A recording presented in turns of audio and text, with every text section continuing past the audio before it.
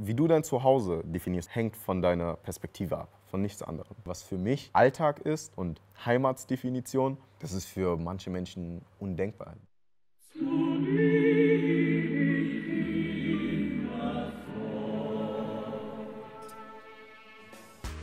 Ich bin Calvin Colt, ich bin 25 Jahre alt und ich bin kreativer Rapper, Musiker. Meine Mutter ist Deutsche und mein Vater ist Nigerianer. Ich wurde geboren in Hessen, in Fulda, um genau zu sein. Sind dann nach Wiesbaden gezogen und bin irgendwann weiter nach London gereist. Für mich ist es, seitdem ich 4 Jahre alt bin, normal, um die Welt zu reisen. Deswegen habe ich eine Heimat in Wiesbaden, ich habe eine Heimat in Bingen am Rhein, ich habe eine Heimat in Berlin, eine Heimat in London, ich habe eine Heimat in LA und Paris. Und deswegen kann ich auch überall hinfliegen und ich fühle mich wirklich zu Hause. Heute wohne ich auf der ganzen Welt. Ich bin in einem Haushalt groß geworden, der, glaube ich, komplett anders war als der Haushalt irgendwie von meinen meisten, vor allem deutschen Freunden, weil ich glaube, bis ich 14 war, hatte ich nie mein eigenes Zimmer. Ich hatte damals dann ein Hochbett, oben Bett, unten Bett und unten hat immer irgendjemand anders gewohnt. Irgendwelche Onkels, Tanten, Cousins, alle, die irgendwie nach Deutschland oder Europa gekommen sind. Bei uns haben immer Leute gelebt. Ich wurde mit sehr viel Liebe erzogen, sodass meine Hautfarbe und meine Herkunft mich niemals zurückhalten kann von dem, was ich erreichen will. Das heißt, ich weiß, in den Augen mancher Leute muss ich 10-mal so hart arbeiten oder 10-mal so viel leisten, bis ich die gleiche Anerkennung bekomme. Aber das ist egal, weil das wird mich nicht zurückhalten, das wird mich nicht demotivieren. At least I know what I'm dealing with.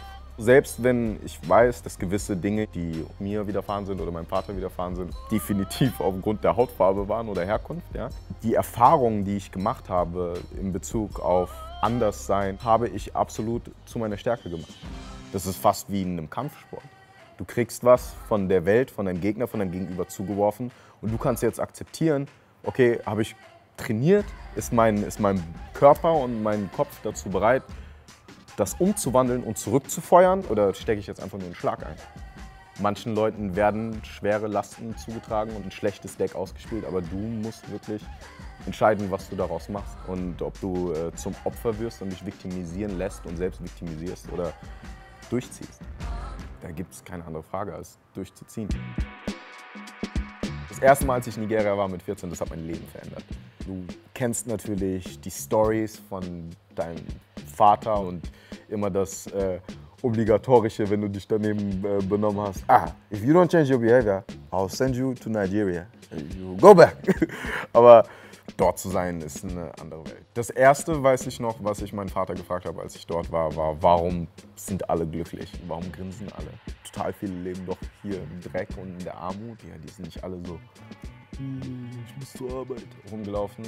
Die Lebenseinstellung und die Lebensenergie ist eine ganz andere, weil die Probleme, mit denen du dich auseinandersetzt, ganz andere sind. Da geht es um andere Dinge als um Selbstverwirklichung und bin ich irgendwie ein bisschen zu dick oder habe ich die richtigen Sneaker an. So, da geht's halt, habe ich Öl für meinen Generator, weil es keine Electricity gibt, ja.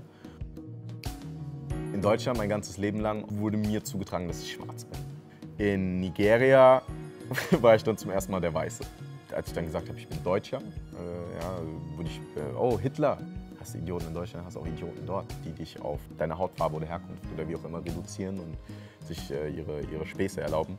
Hat auf jeden Fall zur aktiven Selbstfindung beigetragen, weil ich realisiert habe, okay, ich bin weder das Ganz, noch bin ich das Ganz. Und ich muss für mich selbst empfinden und bestimmen, was ich bin und wer ich bin. Ich habe jetzt das nicht so empfunden, dass als ich in Nigeria war, dass ich gesagt habe, oh, Deutschland ist meine Heimat, genauso wenig wie ich das in Deutschland empfunden habe. Und deswegen ist für mich Heimat da, wo die Menschen sind, die ich liebe und die mich lieben.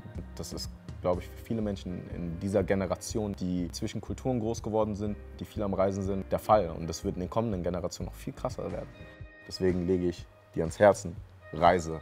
Sehe die Welt, lerne andere Menschen kennen und versuche deine Perspektive zu erweitern.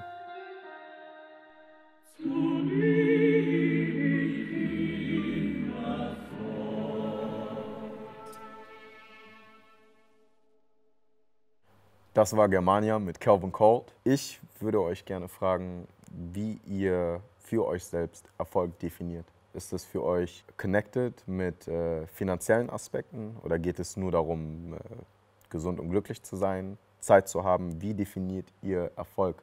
Und kennt ihr erfolgreiche Menschen, die wirklich glücklich sind?